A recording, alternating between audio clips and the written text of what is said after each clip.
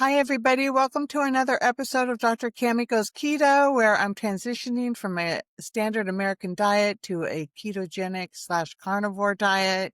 And today we are going to be talking about support, how you get support in your journey to help you have success. And one of the reasons that I want to do this is because support is key. Support is essential for success. And support is something that I'm really lucky that support for me is easy to do because I really feel a need and urge to be connected to people. I smile at people when I'm at the grocery store. I look them in the eye. I feel so much better in my life, and I'm a lot happier when I really feel connected. And so it's been a little tricky for me, because I've been for many years living on my own, but I have my cat, Charlie. I'm like an old lady with a cat now, guys, but I don't have two or three. I just have one. So anyway, I digress, but I make sure that I get out every day. I make sure that I interact with others. I make sure that I plan. It's about balance in my life. It's about making sure that I don't isolate. And so support is really super important for your success. It's not just people cheering me on, but it's learning what practical and emotional support looks like.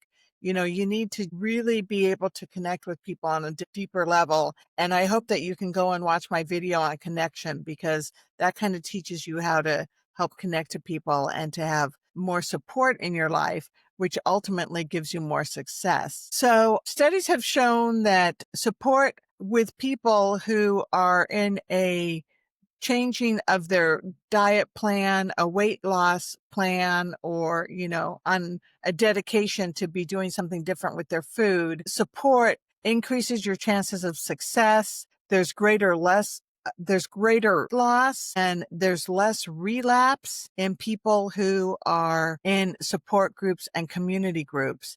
There's improved adherence to the plan, and there's higher levels of motivation. So studies have shown that all of this is true. And so that's really an important reason to want to be motivated to have some support in your life and to be willing to work on it. The other thing that it does is it reduces isolation and creates consistency in your life. And so just kind of what I mentioned briefly already about making sure that you don't sit at home by yourself. It's really easy to sit at home by yourself the next day after you've sat at home by yourself the day before, and to get into a downward spiral. So I do know that it takes motivation and effort and work and time and sometimes money to go out and connect with others.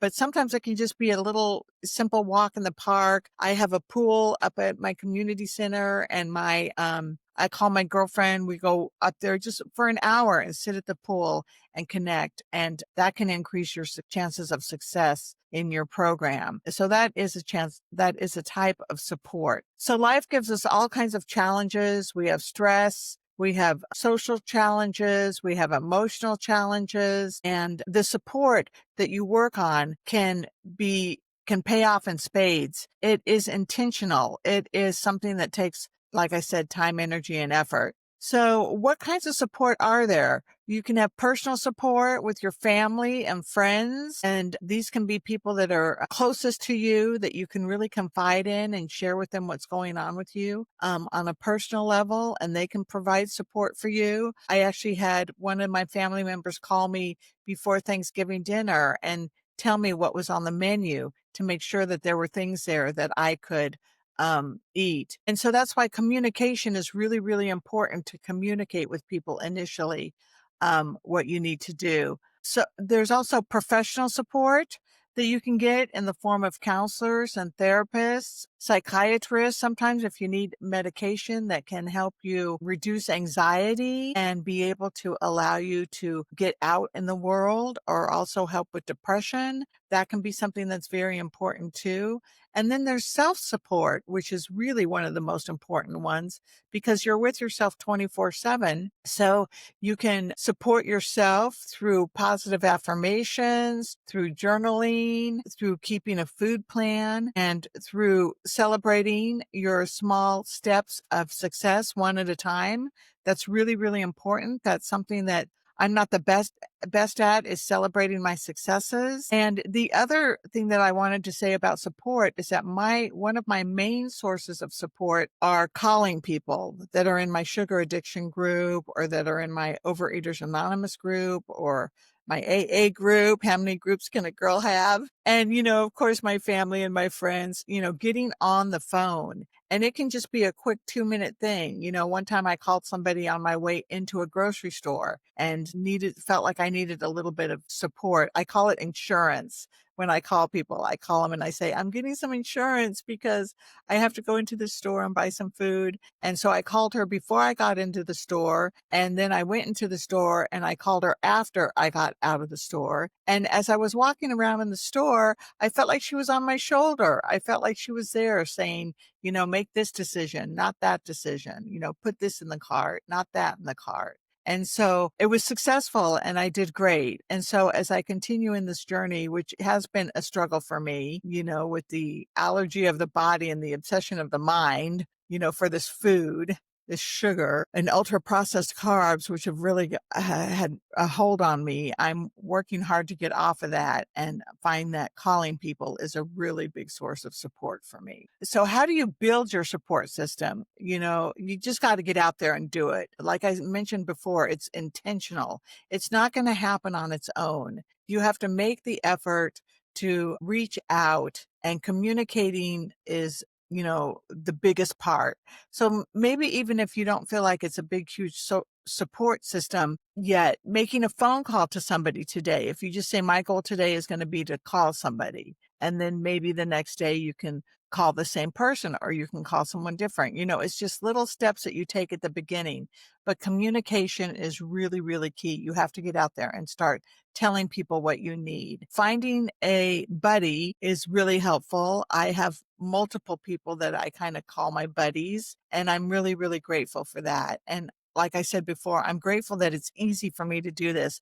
I know for some of you, it's really a stretch to try to reach out there and tell people what you need, but you need to do that. Using tools like apps and journals and going to groups. I go to a wonderful Overeaters Anonymous journaling and meditation group on Sunday mornings. It's a Zoom meeting. I'm really grateful that San Diego has a strong OA program here, and it's a wonderful meeting. We meditate for 10 minutes, and then we come up with 4 different questions that people through their meditation share with us. And then we journal for 15 minutes on the questions, and then we share. So it's an hour and a half long, and it's just absolutely wonderful. We all really enjoy going to that meeting. So, and the other thing too is to build a support system, you might need to change your environments. So don't be afraid to do that. Don't be afraid to get all the junk food and all the sugar out of the house. Don't be afraid to change maybe even some relationships with others, because it's just not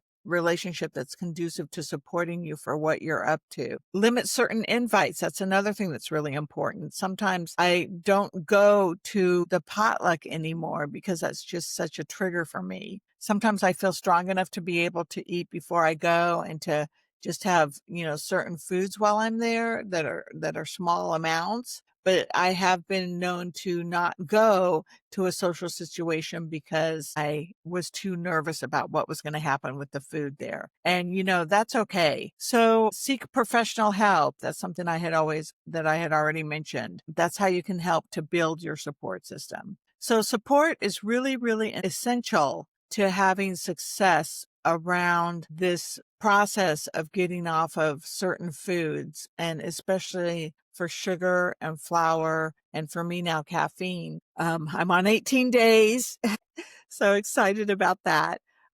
Of all 3. So yeah, I'm really missing the caffeine more than anything. So, Mike Collins in his sugardetox.com and sugar addiction, groups, who runs the 30-day sugar detox challenge, says that the secret sauce is the community. And we have a wonderful community there. I'll put his information at the bottom of the description of this video, and I'll also list it in the first comment. And I highly recommend a 30-day detox challenge for people who are struggling. And also it can be very helpful to have personal coaching around it too. And I'll put my website at the bottom of the description of this video, because that also is a way to reach out to me if you wanted some personal coaching around pulling off of the sugar. So, I'm in the journey myself. I haven't perfected it, but I am a little bit ahead of you if you're just starting out, that's for sure. So if you don't have support, you can start by creating it today with some of the things that we discussed and by reaching out. And the other thing that I think is really important to realize is that you're not weak if you're reaching out for support.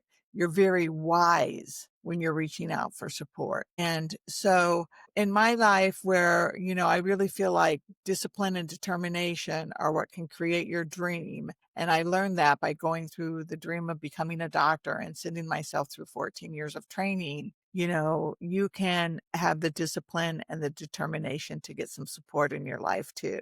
So thank you so much, everybody. I hope you're enjoying my videos. And the next video that I'm going to be talking about is going to be From Fear to Faith, how to trust your process and to stay free. So please follow up with me on my next video. All right, everybody, take care. Bye.